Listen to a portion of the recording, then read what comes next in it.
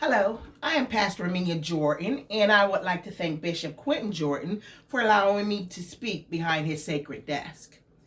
I welcome you to Second Chance Christian Center, and today I will be sharing my title, I Know You Can, But Will You? And the text is coming out of Matthew 8:2, and it reads, And behold, there came a leper, and worshipped him, saying, Lord, if thou wilt, thou canst make me clean.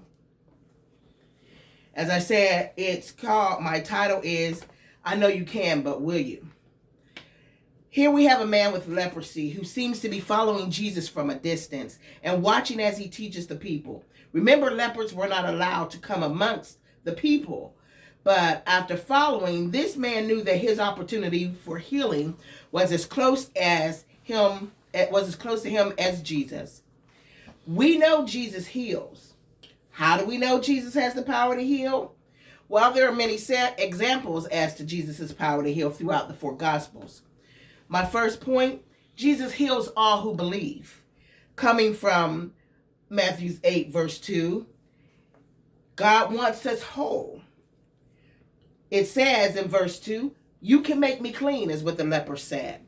And then Jesus said to him, I will come and heal him. Speaking of the centurion soldier's servant. And then time is not an issue. And that's coming out of John 5:5-7. When we believe on the power of God, his healing is sure.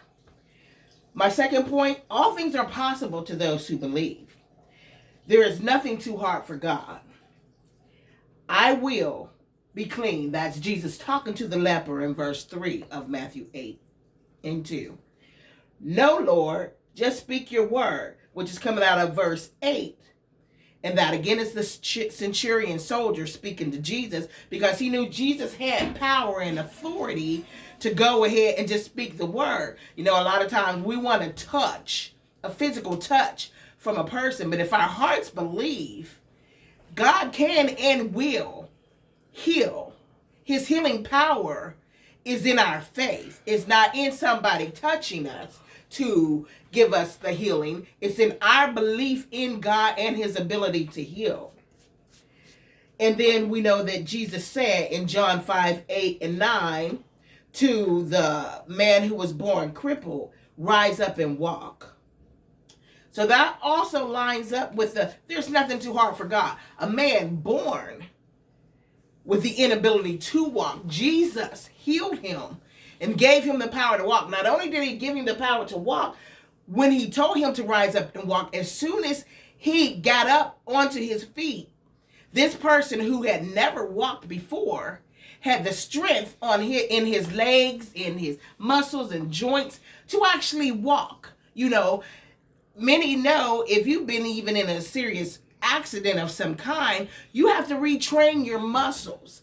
But the power of God is such that when he heals, the completeness of the healing comes. So, I know you will, God. I know you can, God, but will you? And God is letting us know, yes, he will. As we put our trust in him, there's nothing that he cannot do. And as we see through the different passages, there's no time, there's no distance that can stop the healing power of God. As long as we have to believe, God wants us, his children, to be whole. That's what we need to believe, is God wants us whole.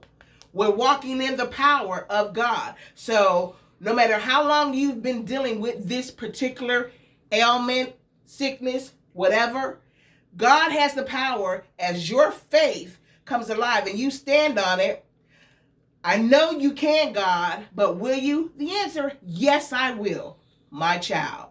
This is Pastor Amelia Jordan of the Second Chance Christian Center, reminding you, according to Mark 9:23, if thou canst believe, all things are possible to those that believe. We love you. Be blessed.